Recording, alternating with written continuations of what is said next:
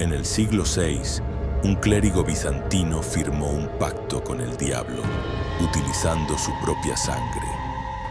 Este hecho no solo marcó un hito en la historia de los pactos diabólicos, sino que reveló el poder oculto detrás de los acuerdos de sangre, una práctica mucho más antigua de lo que imaginas.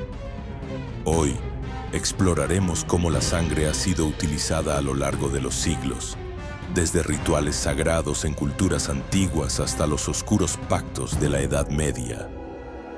Pero ¿por qué la sangre? ¿Qué hace que este fluido vital sea el vínculo más fuerte que puede existir? Vamos a desmentir todo lo que creías saber sobre ellos. ¿Estás listo para descubrir lo que realmente ocurre cuando firmas con tu propia esencia?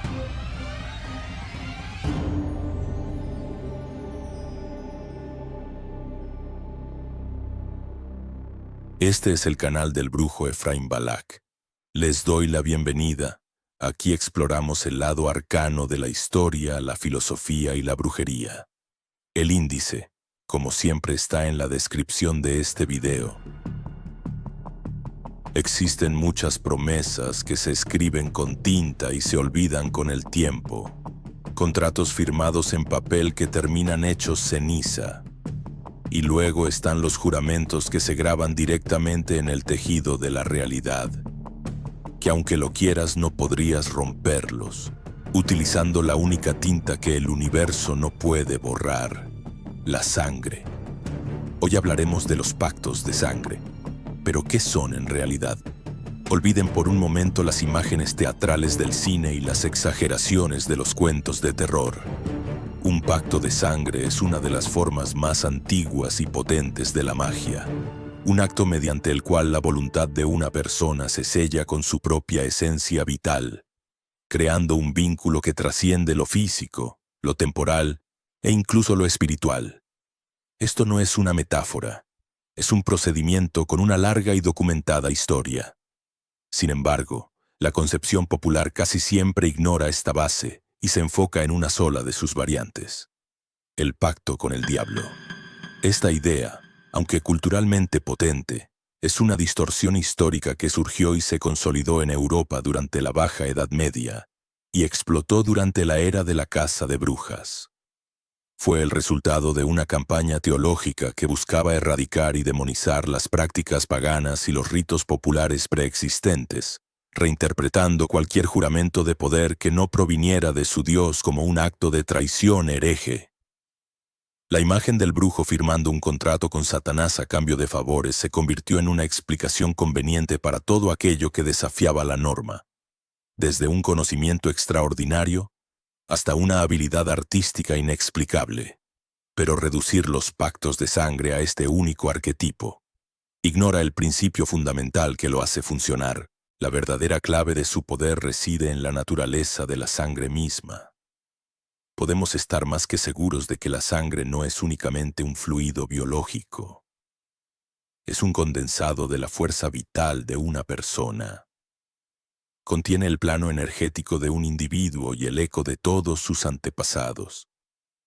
Opera bajo una de las leyes fundamentales de la magia, la ley de contagio. Este principio, presente en casi todas las tradiciones mágicas del mundo, establece que cualquier parte que se separa de un cuerpo sigue manteniendo una conexión directa con él. Por lo tanto, al poner tu sangre en un documento, un sigilo o un objeto, estás incrustando una parte de tu propia esencia. No estás haciendo una promesa simbólica. Para desglosar este tema con la precisión que exige, he diseñado un mapa que nos llevará desde el origen hasta la práctica moderna. No divagaremos. Iniciaremos descifrando el poder místico de la sangre. Seguiremos las huellas de los hermanos de sangre en la antigüedad. Nos sumergiremos en la historia de la tinta del diablo y el nacimiento del pacto satánico. Reviviremos los pactos que forjaron leyendas, desde Fausto hasta los músicos malditos. Abriremos las páginas de los grimorios prohibidos para leer las instrucciones directas de los magos del pasado. A partir de ahí, el conocimiento se volverá funcional, Después les mostraré la gota de poder y sus usos prácticos en la hechicería. Les daré una advertencia crucial sobre las sombras indelebles y los riesgos espirituales que implican. Describiré la anatomía completa de el ritual del sello escarlata. Y finalmente traeremos este conocimiento al presente, analizando el pacto en el siglo XXI. El viaje que realizaremos hoy tiene como principal y único propósito desmantelar el mito para revelar la maquinaria que hay detrás de esta práctica tan potente como peligrosa para el ocultismo. Comencemos. El poder místico de la sangre, más allá del contrato. Para entender por qué un pacto de sangre funciona, tenemos que hacer algo fundamental. Dejar de pensar en el pacto por un momento. El acuerdo, las cláusulas, la promesa, todo eso es solo la estructura, el armazón. La verdadera fuerza, el motor que impulsa todo, es el agente que lo sella, la sangre. Sin comprender la naturaleza de este fluido, cualquier conversación sobre pactos se queda en el nivel de los cuentos de fogata. Desde la perspectiva de la brujería, la sangre no es un ingrediente más. Es una herramienta polivalente con un poder que opera en 3 niveles distintos al mismo tiempo. Piensa en ello no como una sola nota, sino como un acorde de 3 tonos que resuena en los planos físico y espiritual. Estos 3 niveles son la fuerza vital, la memoria ancestral y la firma espiritual. El primer nivel es la fuerza vital, la energía o chispa de vida que anima a un ser. Esta es la capa más evidente. No es una creencia abstracta, es una observación directa que cualquier cultura, en cualquier momento de la historia, ha podido constatar. Cuando la sangre se va, la vida se va con ella. Por eso en el lenguaje de la magia, la sangre es la manifestación física de esa energía. Cuando se ofrece una gota de sangre en un ritual, no se está haciendo un gesto simbólico. Se está realizando una transferencia directa de energía pura.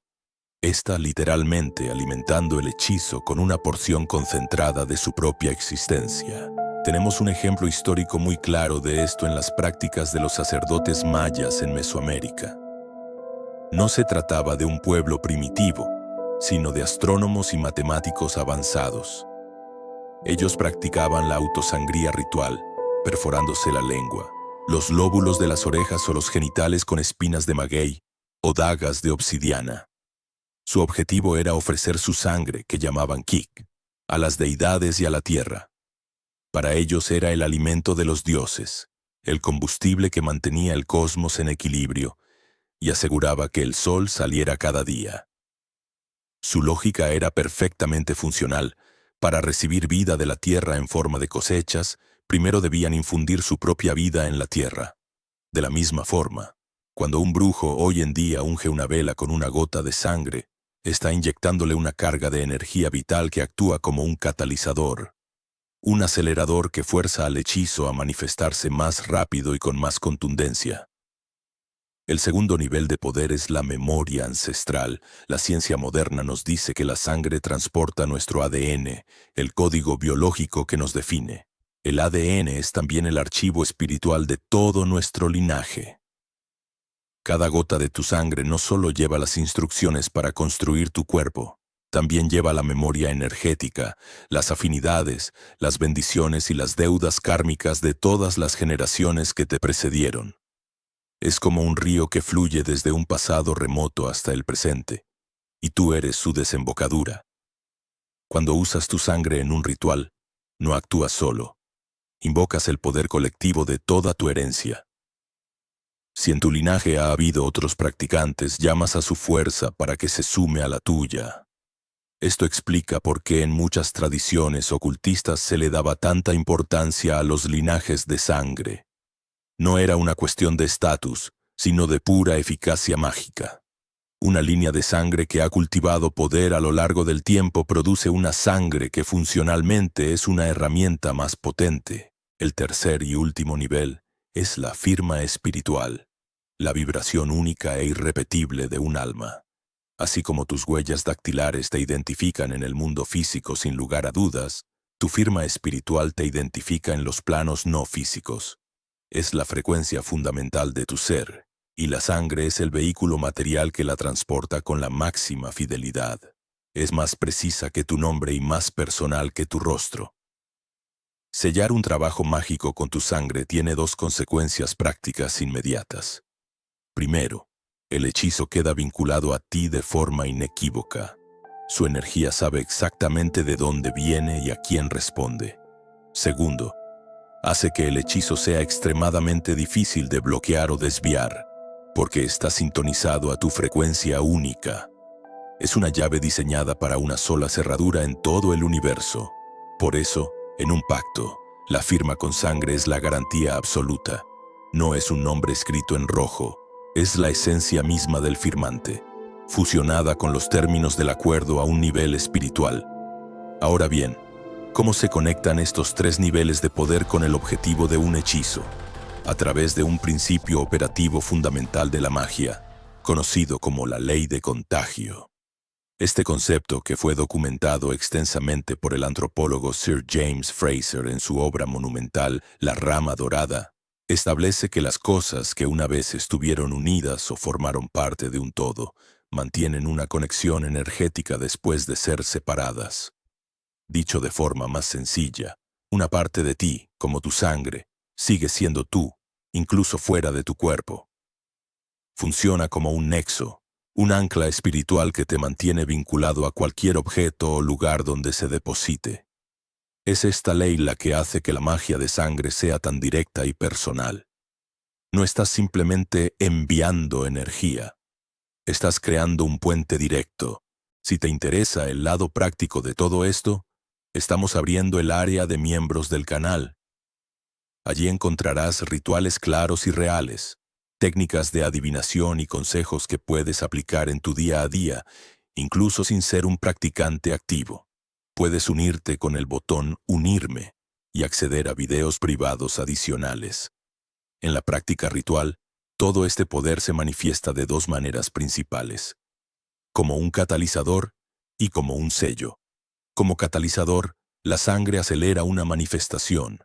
Es como echar un combustible de alto octanaje a una hoguera. Provoca una ignición de energía vital que fuerza al hechizo a actuar con más rapidez y potencia. Como sello, la sangre finaliza y fija un trabajo mágico de forma permanente. Si el catalizador enciende el motor, el sello es el acto notarial que cierra el trato.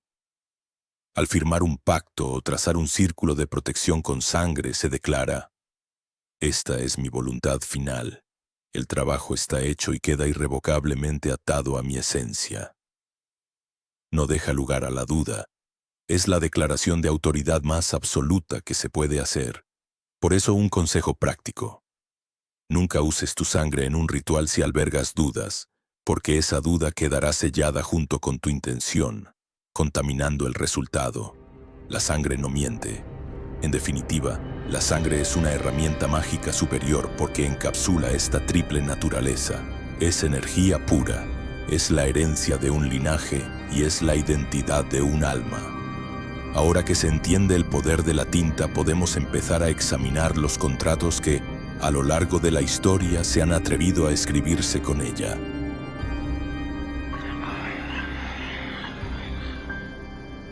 Vamos a hacer un breve paréntesis para comentarte. La mayoría de las personas que me contactan, que no son pocas, me han pedido que explique más sobre demonología, entes y deidades que pueden ayudar en las intenciones del amor. Es por esa razón que me he tomado la molestia de crear la guía más completa que podrás encontrar sobre entes y demonios del amor. Incluye el sigilo correspondiente por cada uno y la forma de invocación para que pueda ayudarte. Es una guía muy completa. Este material lo dejo en un enlace en la descripción. Por otro lado, si te interesa profundizar más en la magia negra, tenemos un grupo privado donde está por así decirlo, mi aquelarre de aprendices. Ahí conversamos y debatimos temas más profundos de la brujería. Las plazas son limitadas. El enlace también está en la descripción. Finalmente, si te interesa contactarme para algún trabajo de cualquier tipo, mi único correo es efraimbalak@gmail.com y mi única web es efraimbalak.org. No intenten comunicarse por otro medio. Gustoso les atenderé.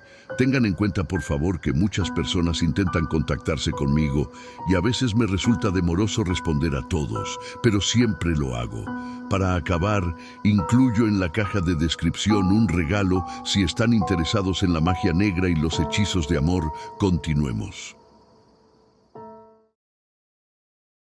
Hermanos de sangre, los pactos sagrados en el mundo antiguo. La idea de que un pacto de sangre es algo inherentemente oscuro, un negocio con las sombras, es una invención histórica.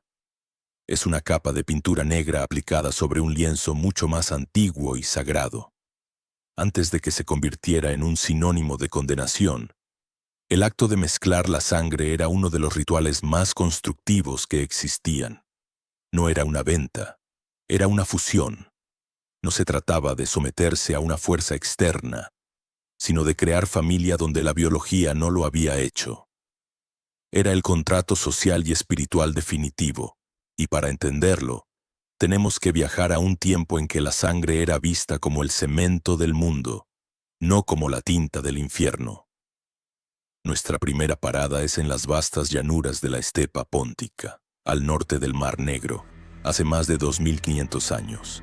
Allí vivía un pueblo de jinetes nómadas que los griegos llamaron los escitas. Eran guerreros feroces, pero su sociedad se basaba en un código de honor de hierro. El historiador Heródoto, a menudo llamado el padre de la historia, nos dejó en el siglo V a.C. una descripción muy clara de su ceremonia de juramento de sangre. No era algo que se hiciera a la ligera. Era un procedimiento formal. Los dos individuos que querían ser hermanos se hacían una pequeña incisión y dejaban gotear su sangre en una copa de vino. A veces, para que sus armas fueran testigos, sumergían las puntas de sus espadas o flechas en la mezcla. Luego, ambos bebían de la copa. Desde una perspectiva ritual, lo que hacían era una aplicación literal de la ley de contagio. La idea de que las partes de un todo siguen conectadas. Al ingerir la sangre del otro, sus esencias vitales se mezclaban. Dejaban de ser dos para convertirse a nivel energético en una sola entidad familiar. El juramento que hacían no era una simple promesa. Quedaba grabado en su biología y en su espíritu. Heródoto nos da un dato que lo dice todo sobre la seriedad de este acto. Un hombre escita solo podía tener como máximo 3 hermanos de sangre. ¿Por qué? Porque la lealtad sellada con tu propia vida es un recurso finito. No puedes dividirla indefinidamente sin que pierda todo su valor. Moviéndonos hacia el este, entre los pueblos mongoles y túrquicos de Asia Central, encontramos una práctica muy parecida conocida como el juramento del Anda, un término que significa hermano juramentado. Este no era un simple lazo de amistad. Era el pilar sobre el que se construían las alianzas tribales más poderosas. El ejemplo más famoso y trágico es el de un joven llamado Temujin, que el mundo llegaría a conocer como Genghis Khan. Según nos cuenta la historia secreta de los mongoles, el texto fundacional de su imperio, Temujin forjó en su juventud un pacto de Anda con otro líder carismático, Yamuka. Según la tradición, mezclaron su sangre y se juraron lealtad eterna. Este lazo los hizo imparables, pero sus ambiciones chocaron. La hermandad sellada con sangre se pudrió en una rivalidad mortal que arrastró a las tribus a una guerra civil. El hecho de que fueran Anda hizo que el conflicto fuera aún más brutal. Romper un pacto así era una grieta que recorría el alma, una traición a la propia esencia que, según sus creencias, traía la peor de las suertes. Este ritual no es exclusivo de las culturas de las estepas. En las islas Filipinas existía una tradición llamada Sanduguan, que se traduce como una sola sangre.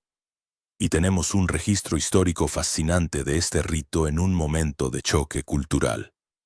En 1565 el conquistador español Miguel López de Legazpi llegó a la isla de Bohol. Para forjar una alianza con el jefe local Datu Sicatuna, Legazpi tuvo que adaptarse y participar en su costumbre. El procedimiento documentado por los cronistas españoles fue el de siempre. Un corte en el brazo, unas gotas de sangre en una copa de vino, y ambos bebieron de ella. Para Sicatuna, esto no era un gesto exótico. Era la única forma de verificar la intención del extranjero. Un papel firmado podía ser una trampa. La sangre compartida, en cambio, era un hecho biológico y espiritual. Este patrón se repite por todo el mundo, demostrando que es un arquetipo humano, una solución casi instintiva al problema de la confianza.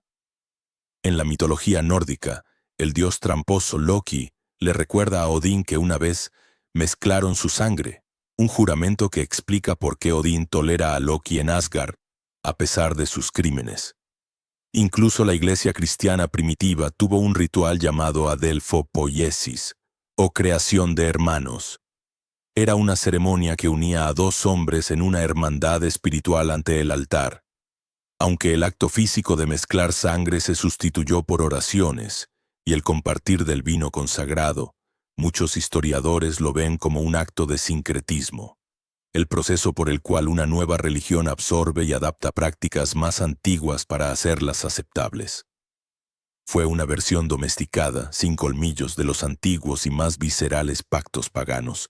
Lo que todos estos ejemplos nos demuestran es que la función original del pacto de sangre era constructiva: crear familia, detener guerras, garantizar la paz, construir imperios. La sangre era el cemento sagrado de la sociedad.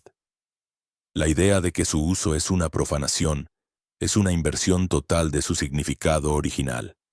Aquí va un consejo de brujo: nunca hagas un juramento, ni siquiera sin sangre, si no estás dispuesto a que sus consecuencias te sobrevivan. La palabra tiene peso, y la sangre le da una permanencia aterradora. Entonces la pregunta es inevitable: si este era un acto sagrado de unión, ¿cómo se retorció hasta convertirse en el máximo símbolo de la condenación? Para responder a eso, debemos dirigir nuestra atención a la sombra que cayó sobre Europa y a la nueva economía espiritual que trajo consigo, una que redefinió por completo la relación entre el hombre, el poder y lo divino. La tinta del diablo, el nacimiento del pacto satánico en la era de la caza de brujas. Hemos visto que el pacto de sangre era en su origen un acto de unión sagrada, un pilar de la sociedad. Entonces, ¿cómo se produjo el giro? ¿Cómo pasamos de guerreros jurándose lealtad a la imagen de un erudito vendiendo su alma en una habitación oscura? La respuesta no es un simple cambio de mentalidad. Fue una campaña sistemática de redefinición teológica y miedo social. La transformación del pacto de sangre en un pacto con el diablo es un síntoma directo del ascenso del monoteísmo en Europa y su necesidad de monopolizar lo sagrado. En su marco, solo había una fuente legítima de poder: su Dios. Por lo tanto, cualquier poder obtenido fuera de ese canal, ya fuera a través de rituales antiguos o conocimiento prohibido, solo podía provenir de una única fuente alternativa: su adversario, el diablo. La idea no surgió de la nada durante la caza de brujas. Sus raíces son más antiguas.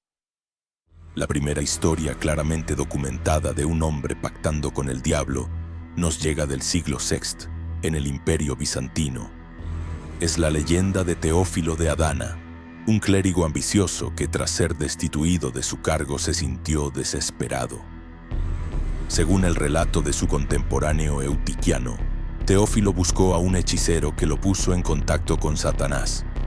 El diablo le ofreció devolverle su posición y prestigio, pero a un precio. Teófilo debía renunciar a Cristo en un contrato formal. Y aquí está el detalle crucial que lo cambió todo.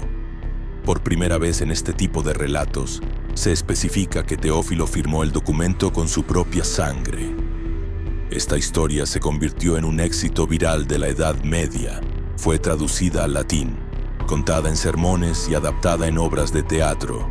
Teófilo fue en esencia el paciente cero del pacto fáustico, y su historia enseñó a la gente no solo que tales pactos eran posibles, sino que la sangre era la tinta con la que se escribían. Durante siglos esto fue una historia de advertencia, un cuento moral, pero a partir del siglo XV, la situación cambió drásticamente. Con la publicación del infame Manual de Cazadores de Brujas, el Malleus Maleficarum, el Martillo de las Brujas, en 1487, la creencia en el pacto diabólico dejó de ser una leyenda y se convirtió en un hecho legal, en un crimen capital. Este libro, escrito por dos inquisidores dominicos, argumentaba con una lógica fría que toda brujería derivaba de un pacto explícito con el diablo. De repente, el pacto de sangre ya no era solo un pecado, era una prueba judicial. El Malleus Maleficarum fue menos un libro de teología y más un manual para fiscales, una guía que explicaba cómo identificar, procesar y condenar a una bruja. Los inquisidores y jueces se obsesionaron con encontrar evidencia de estos pactos. Desarrollaron una tipología completa. El pacto podía ser oral, realizado en un aquelarre, o escrito, un documento físico. Y si no se encontraba un contrato, buscaban pruebas en el cuerpo del acusado. La más famosa era la marca del diablo, en latín, stigma diabolicum. Se creía que esta marca dejada por la garra o el toque del diablo al sellar el trato era insensible al dolor. Los cazadores de brujas llevaban agujas largas y afiladas para pinchar sistemáticamente el cuerpo de los acusados en busca de un punto que no sangrara ni doliera. Encontrar esa marca era equivalente a haber encontrado el contrato firmado. Quizás el ejemplo más escalofriante de cómo esta creencia se utilizó como arma es el juicio de Urbain Grandier en Loudun, Francia, en 1634. Grandier era un sacerdote carismático y con muchos enemigos. Cuando un convento de monjas ursulinas comenzó a sufrir convulsiones y a afirmar que estaban poseídas por demonios enviados por él, fue arrestado. El juicio fue una farsa, pero sus acusadores necesitaban una prueba irrefutable, y la fabricaron. Presentaron un documento que afirmaban haber encontrado. Un supuesto pacto diabólico, escrito en latín con abreviaturas y al revés. El texto detallaba cómo Grandier prometía su alma a Lucifer a cambio de el amor de las mujeres, la flor de las vírgenes, el respeto de los monarcas, honores, lujurias y poderes. Al final llevaba la supuesta firma de Grandier, junto con las firmas y sellos de varios demonios mayores, incluyendo a Lucifer, Belcebú y Satanás. Este documento, que hoy se conserva y es visto por los historiadores como una falsificación, fue la pieza central que lo condenó a ser quemado vivo. Aquí va un consejo práctico para cualquier estudiante de lo oculto. Estudia siempre quién se beneficia de que una práctica sea considerada maligna. A menudo la respuesta revela más sobre política que sobre espiritualidad. La demonización del pacto de sangre no fue un descubrimiento teológico, fue una estrategia de control. Se creó una nueva categoría de crimen, el crimen de pensamiento, y la firma con sangre se convirtió en la confesión definitiva. La sangre, que una vez fue el cemento de la comunidad, se convirtió en la prueba de la conspiración contra ella. Y esta nueva y aterradora imagen del pacto estaba a punto de encontrar a su máximo protagonista. Un hombre cuya leyenda definiría para siempre lo que significa hacer un trato con el infierno. Pactos que forjaron leyendas. De Fausto a los virtuosos del diablo. Una vez que la idea del pacto diabólico se instaló en los tribunales y los sermones, era inevitable que se desbordara hacia el lugar más fértil de todos: la imaginación popular. Allí, la idea abstracta del pacto se encarnó en figuras legendarias, arquetipos que no solo servían como advertencia, sino que también reflejaban la eterna fascinación humana por el conocimiento prohibido, el poder absoluto y el placer sin límites. Estas leyendas son cruciales, porque son el filtro a través del cual la mayoría de la gente, hasta hoy, entiende lo que es un pacto de sangre. Dieron un rostro y una historia a la ambición que se atreve a cruzar la línea. De todas estas leyendas, ninguna es tan potente como la del Dr. Fausto. Y lo interesante es que se basa en una persona real. Johann Georg Faust fue un alquimista y mago itinerante que vivió en Alemania a principios del siglo XVI. Los registros históricos lo pintan como un personaje polémico. Tras su muerte, los rumores sobre sus hazañas sobrenaturales crecieron hasta que fueron recopilados en un libro anónimo, el Faust Book, publicado en 1587. Este libro fue el que cimentó la leyenda. Un brillante doctor que, frustrado por los límites del conocimiento humano, invoca a un demonio, Mefistófeles. A través de él hace un trato con Lucifer, 24 años de servicio a cambio de su alma, y aquí llega el momento icónico. El contrato debe firmarse con sangre. En todas las versiones, desde la obra de teatro de Christopher Marlowe hasta la de Goethe, este acto es el punto de no retorno. En la de Marlowe, la sangre de Fausto se congela como si su propio cuerpo se negara a firmar su condena. Fausto se convierte en el símbolo eterno del hombre que cambia lo permanente por lo temporal, mientras que Fausto es una leyenda literaria. La historia de Christoph Heismann es un caso documentado que parece sacado de una. Heismann fue un pintor bávaro del siglo XVII que en 1677 buscó refugio en un monasterio, afirmando estar atormentado por el diablo. Su caso fue registrado meticulosamente por los monjes. Heismann confesó que 9 años antes, sumido en la depresión, había hecho un pacto. Pero su motivación era peculiar. No pidió riquezas, sino convertirse en el hijo adoptivo de Satanás por 9 años para aliviar su melancolía.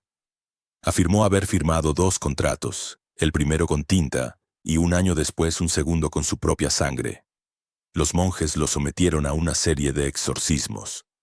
Durante uno de ellos, Heismann afirmó que la Virgen María había forzado al diablo a devolverle el contrato de sangre. El diario del monasterio registra que, tras una convulsión, el pintor presentó el documento. Este supuesto contrato fue guardado como una reliquia. El caso es tan extraño que incluso Sigmund Freud le dedicó un análisis en 1923, interpretándolo como una neurosis demonológica, un conflicto psicológico expresado en el lenguaje de la posesión demoníaca. Con el tiempo, la leyenda del pacto diabólico encontró un hogar perfecto en el mundo de la música, como explicación para el talento sobrehumano. El primer gran virtuoso del diablo fue el violinista italiano Niccolò Paganini. Su habilidad técnica en el siglo XIX era tan asombrosa que para el público de la época solo había una explicación posible. Había hecho un pacto. Su apariencia, alto, extremadamente delgado y pálido, y su intensa presencia en el escenario alimentaban los rumores. Se decía que el diablo se paraba a su lado durante los conciertos guiando su arco.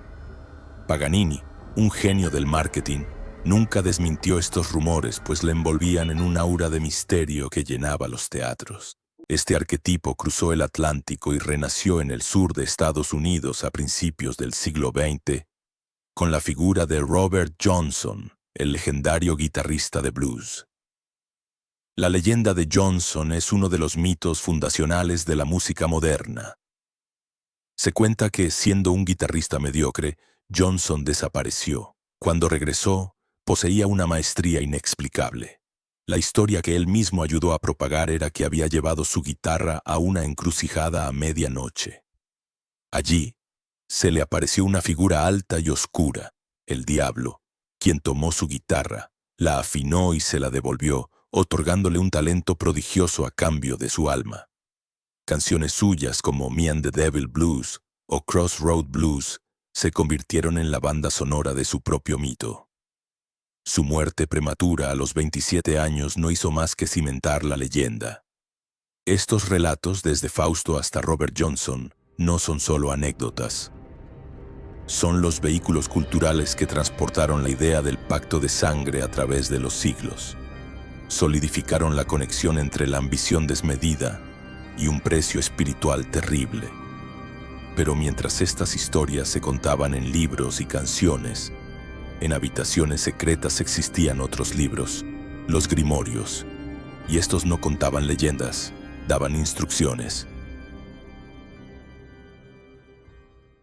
Los grimorios prohibidos, manuales para pactar con lo invisible, mientras las leyendas de Fausto se susurraban en las tabernas y los juicios de brujas eran un espectáculo público, existía otro tipo de conocimiento circulando en secreto, lejos de la vista de las masas y de la iglesia. Eran libros que no contaban historias para advertir, daban instrucciones precisas. Hablo de los grimorios, un término que deriva del francés antiguo grammaire.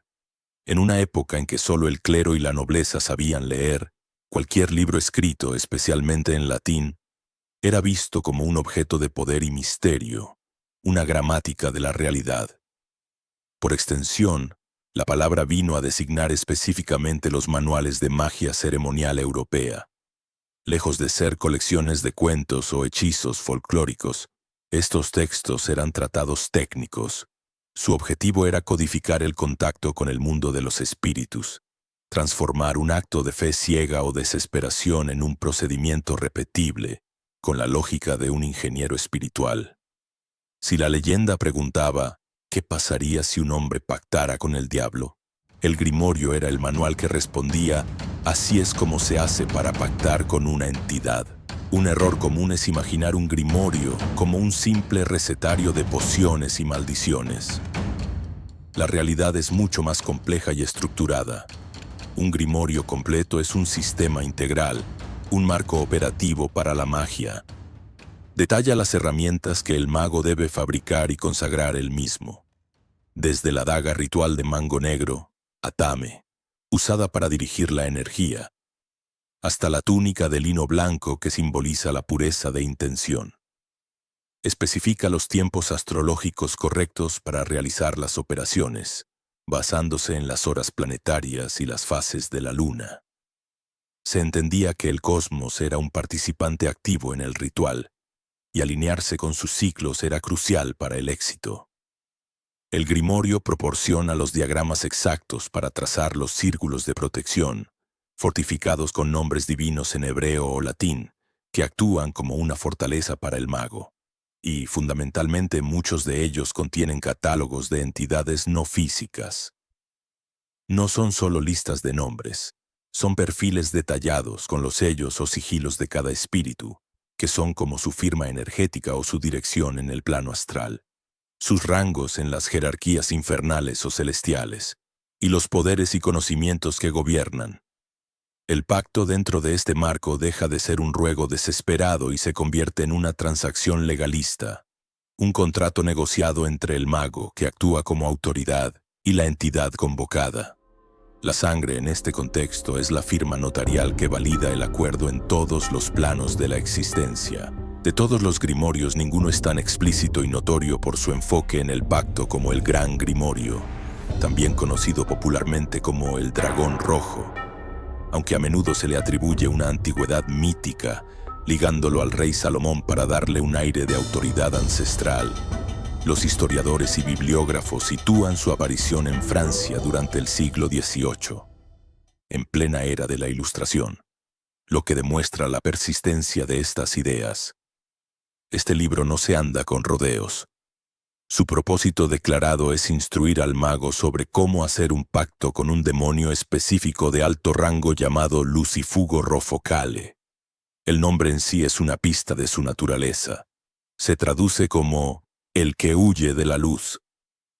Se le describe en el Grimorio como el primer ministro del infierno, a quien Lucifer ha delegado el poder sobre todos los tesoros y riquezas del mundo. El Grimorio detalla el proceso con una precisión casi militar. El mago debe prepararse con días de ayuno y abstinencia para purificar su cuerpo y su energía. Debe fabricar una vara fulminante de una rama de nogal silvestre cortada antes del amanecer en un solo golpe y consagrada con una fórmula específica. Luego, en el lugar y la hora indicados, debe trazar un círculo de protección y un triángulo de manifestación.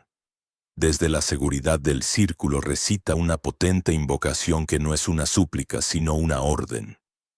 Se llama a Lucifugo en nombre de sus superiores jerárquicos, Lucifer, Belcebú, Astaroth y se le conmina a aparecer. El grimorio incluso proporciona el guión del diálogo que sigue, donde el mago exige acceso a las riquezas y el demonio, a cambio, exige el alma del mago tras un plazo de 20 años. Si el mago acepta, debe redactar el pacto en un trozo de pergamino virgen y firmarlo con su propia sangre. El texto es breve y directo. Prometo al gran Lucifugo recompensarle en 20 años por todos los tesoros que me dé, en fe de lo cual he firmado. La firma con sangre es el mecanismo que cierra el circuito. Sin embargo, no todos los grimorios enfocan el pacto desde esta perspectiva de sumisión.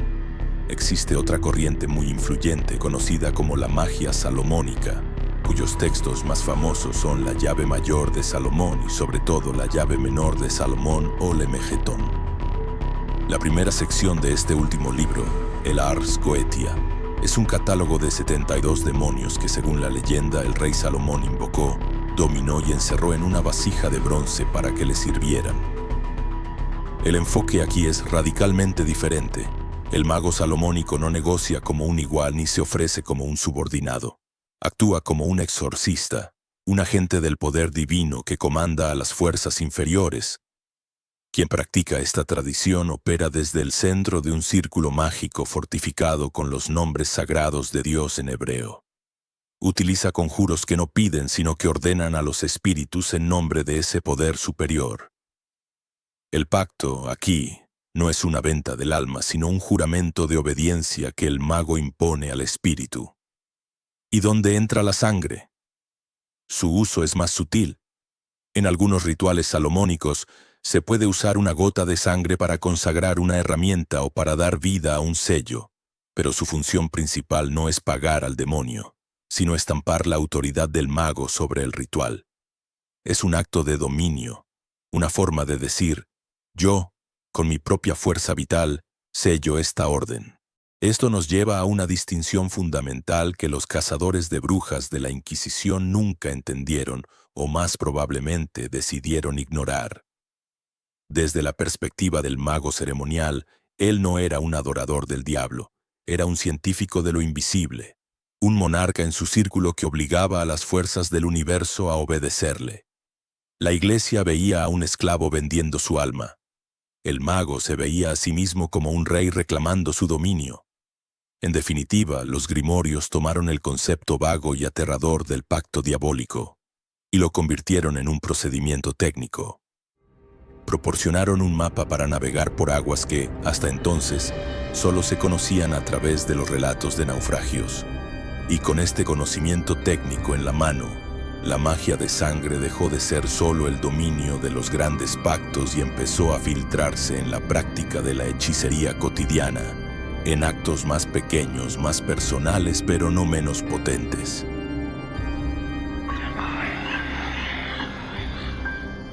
Tengo que recordarte que si necesitas contactarme por algún motivo, solamente tengo un correo y una web oficial.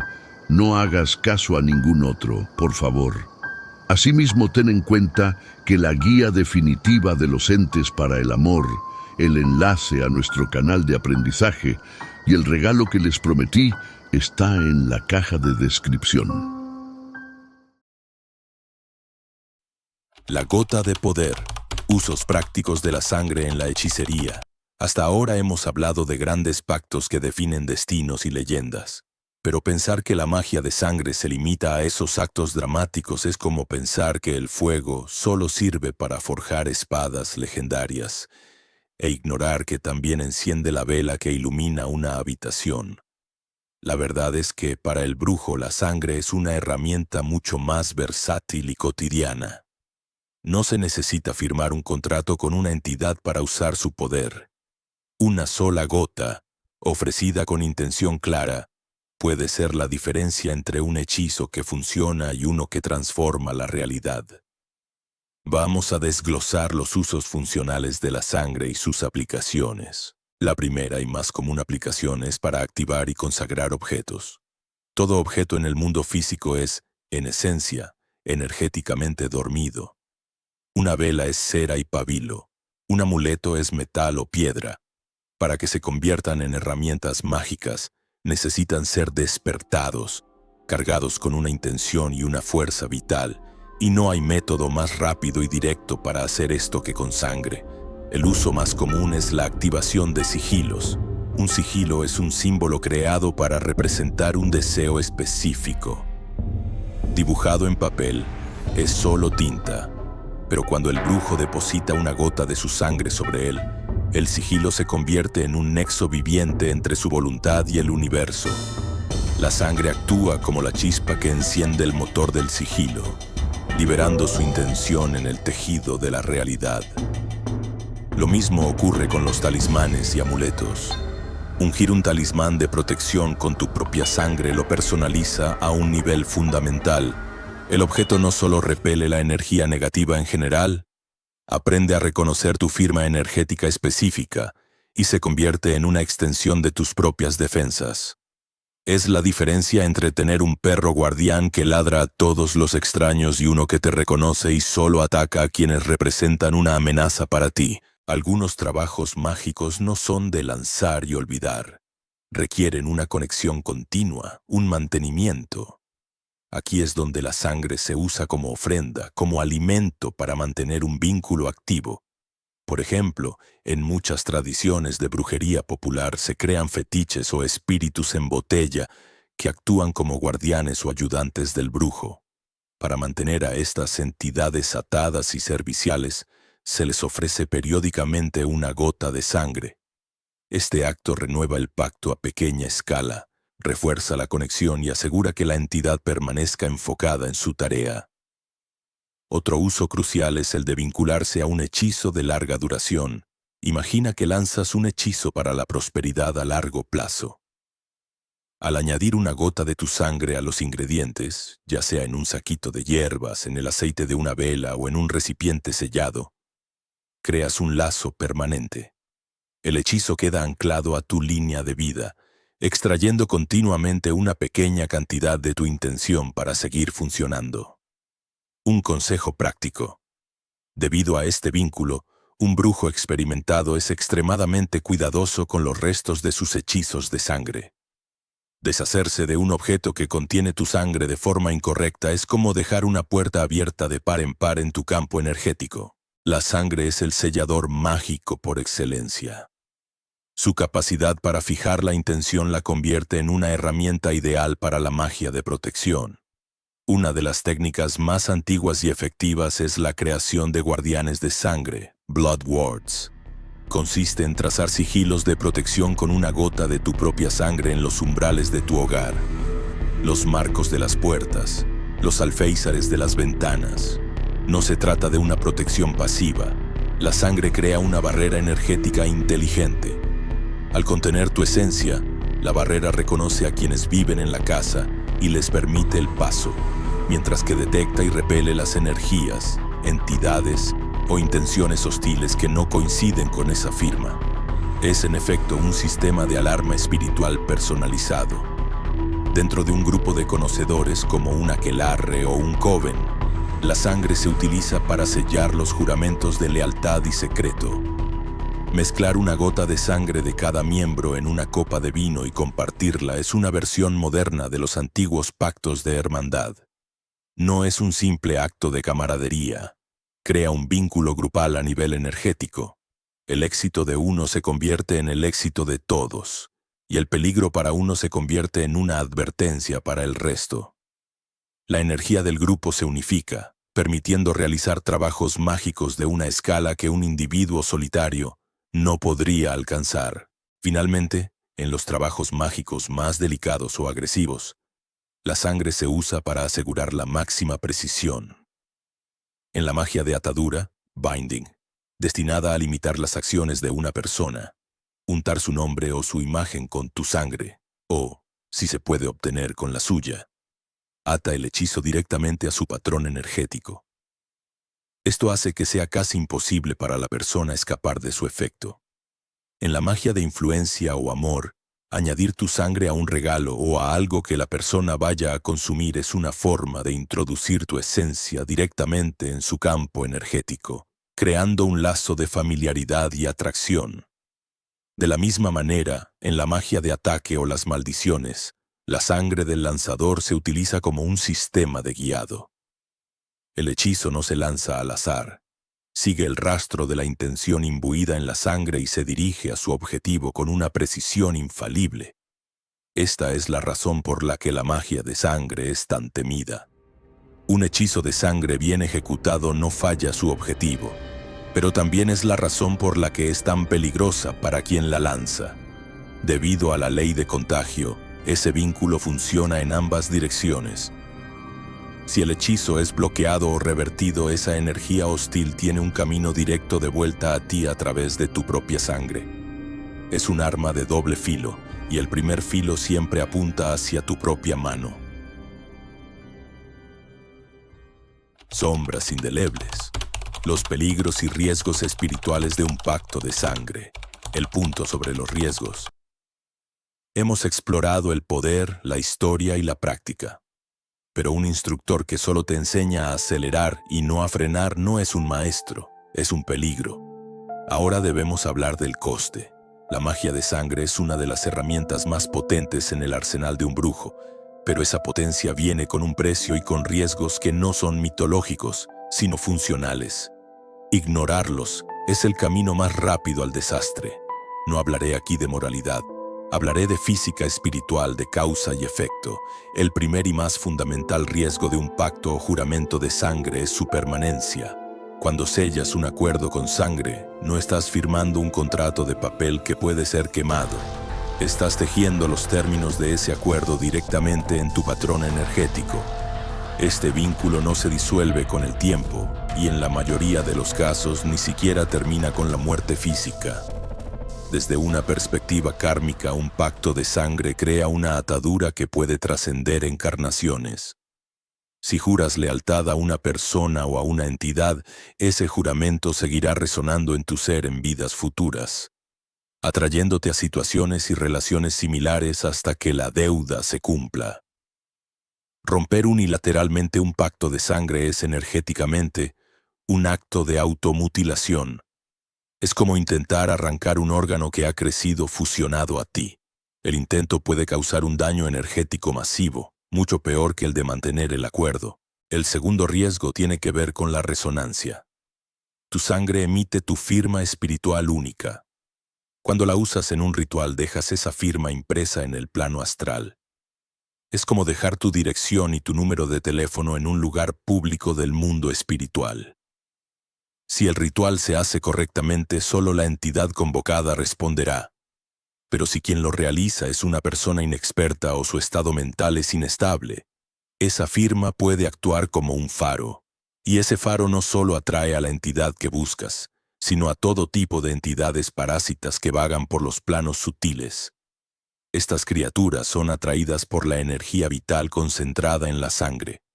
Una vez que tienen tu dirección, pueden intentar adherirse a tu campo energético, causando un drenaje lento pero constante de tu fuerza vital. Esto puede manifestarse como fatiga crónica, pesadillas recurrentes o una sensación general de estar vacío. El tercer riesgo es psicológico, pero con profundas consecuencias espirituales. Un juramento sellado con tu propia vida tiene un peso inmenso en la psique.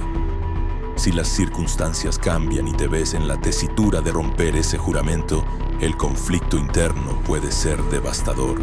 La mente consciente puede intentar racionalizarlo, pero el subconsciente sabe que se ha cometido una traición fundamental contra el propio ser.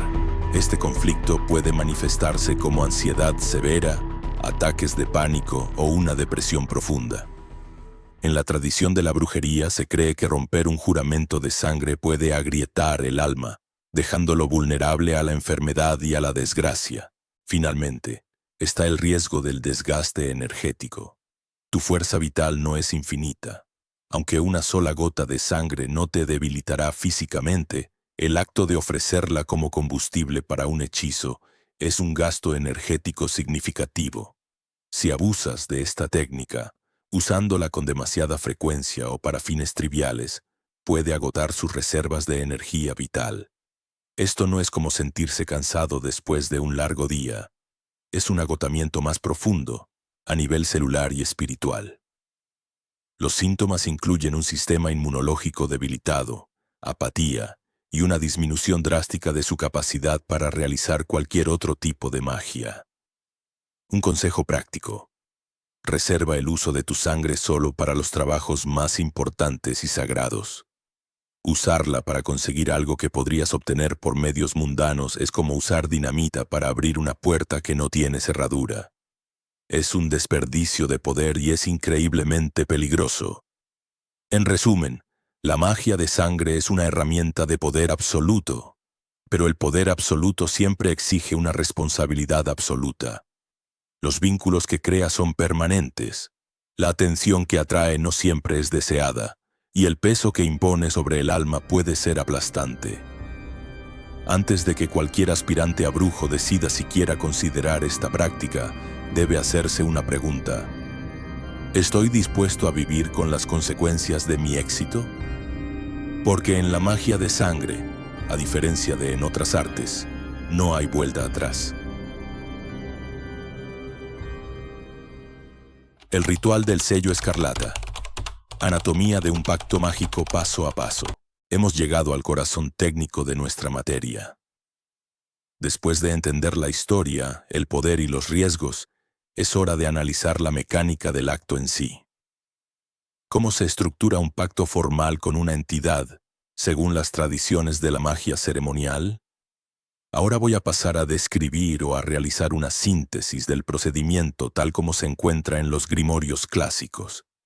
Esto no es para que lo intenten, es para que entiendan la lógica y la seriedad que hay detrás de cada paso.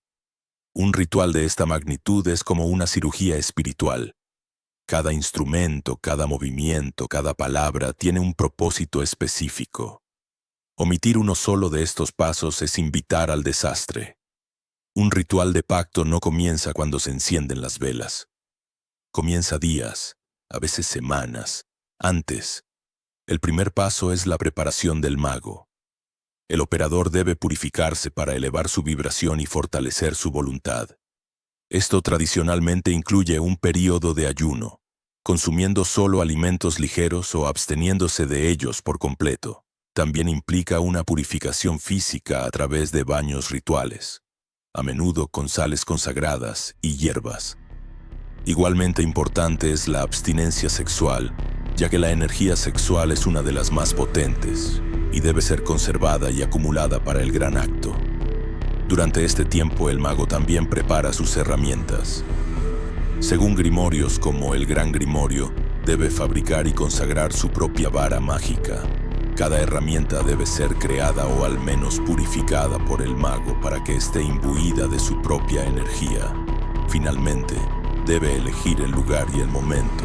El lugar debe ser un sitio aislado donde no haya interrupciones, y el momento se elige a menudo según la astrología mágica.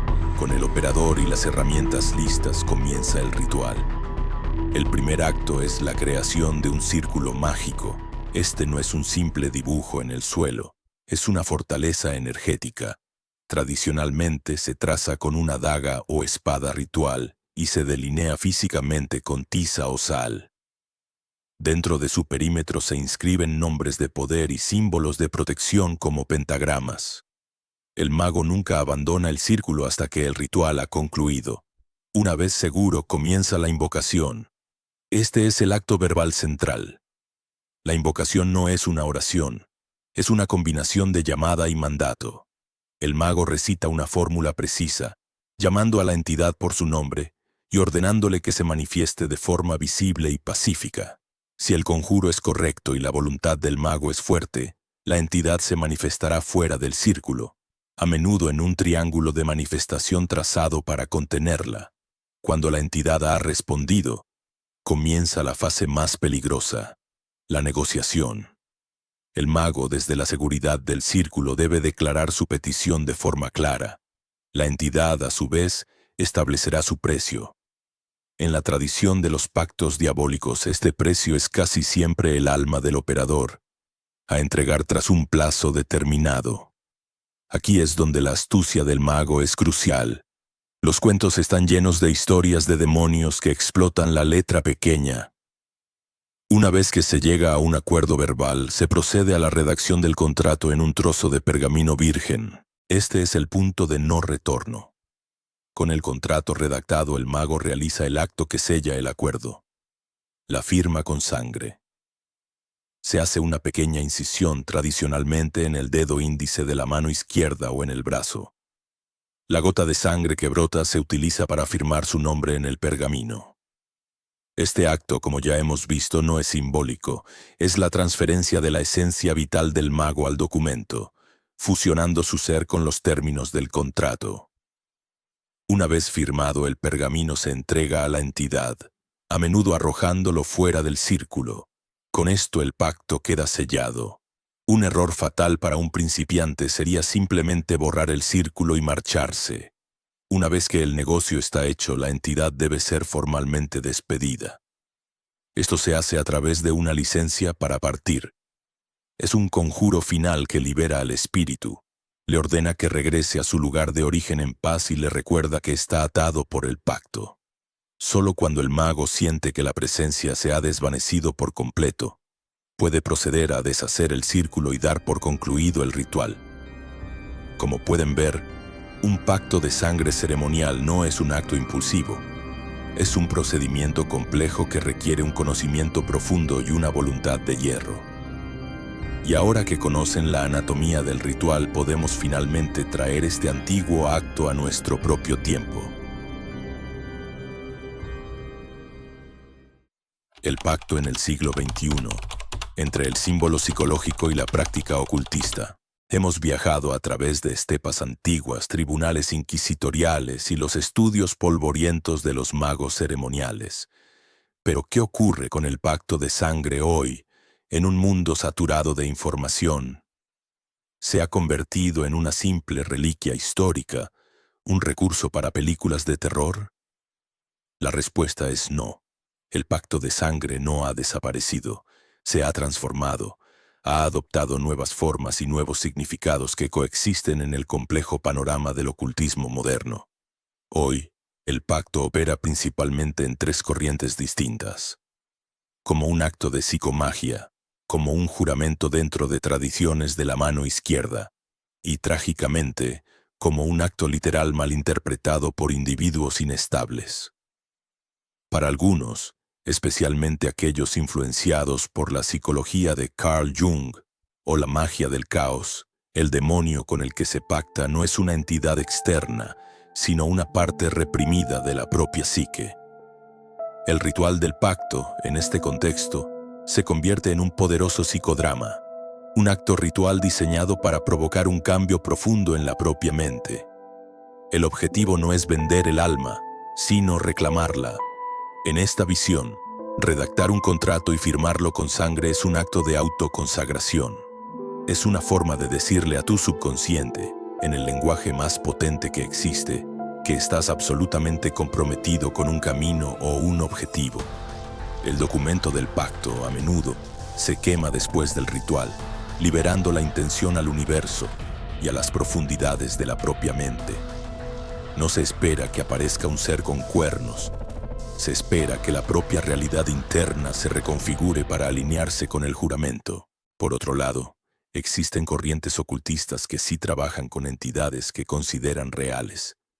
Pero su enfoque del pacto es radicalmente diferente al de los viejos grimorios. En la demonolatría moderna, la práctica de la veneración de demonios como deidades o guías espirituales, un pacto no es una venta, sino una alianza. El encargado de realizar este pacto no debe acercarse a la entidad como un siervo desesperado, sino como un devoto que busca una relación de reciprocidad. En estas tradiciones, un pacto formal, a menudo firmado con sangre, es el equivalente a una iniciación o un juramento de lealtad a una deidad patrona. El demonólatra puede pactar con una entidad como Lucifer, no como el arquetipo del mal cristiano, sino como un portador de luz y conocimiento. A cambio de su devoción, recibe guía y protección. Es visto más como un contrato de aprendizaje que como una condena. Sin embargo, la accesibilidad sin precedentes a la información ocultista en la era de Internet ha creado un nuevo y peligroso fenómeno. Individuos inestables o sin la formación adecuada pueden encontrar grimorios antiguos en línea y decidir interpretarlos de la forma más literal posible. Esto puede llevar a consecuencias trágicas. Un caso que sirve como una terrible advertencia es el de Danyal Hussein en Londres. En 2020, este joven de 19 años asesinó a 2 hermanas en un parque. La policía encontró en su habitación un contrato que había escrito y firmado con su propia sangre. El contrato estaba dirigido a una entidad demoníaca llamada Rey Poderoso Lucífugo Rofocale, la misma figura del Gran Grimorio. En el documento, Hussein prometía realizar un mínimo de 6 sacrificios cada 6 meses, a cambio de ganar la lotería. Fue detenido porque su propio ADN, a través de la sangre que dejó en la escena del crimen, lo delató. El contrato sangriento fue la prueba clave de su motivación. Este suceso demuestra que los pactos de sangre no son solo cosa del pasado. Su poder, o la creencia en su poder, sigue siendo una fuerza activa y, a veces, destructiva en el mundo moderno. Un brujo experimentado habría entendido que ningún pacto legítimo para ganar la lotería requiere el asesinato. Pero para alguien sin guía, consumido por la fantasía y la desesperación, la letra del grimorio se convirtió en un manual para el horror. Así, vemos que el pacto de sangre hoy es un concepto fracturado. Para algunos es una poderosa herramienta de transformación psicológica. Para otros un sagrado juramento de alianza espiritual. Y para una minoría mal guiada, una justificación para actos de violencia. Lo que une a todas estas visiones es el reconocimiento de que la sangre sigue siendo el símbolo más potente de un compromiso absoluto. La pregunta que debemos hacernos no es si los pactos de sangre son reales, sino qué realidad creamos cuando decidimos sellar una promesa con la tinta de nuestra propia vida.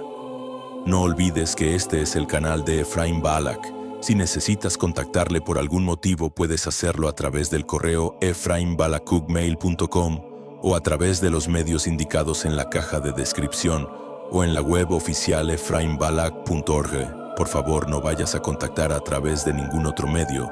Hay muchos suplantadores. Hay que cuidarse de ellos.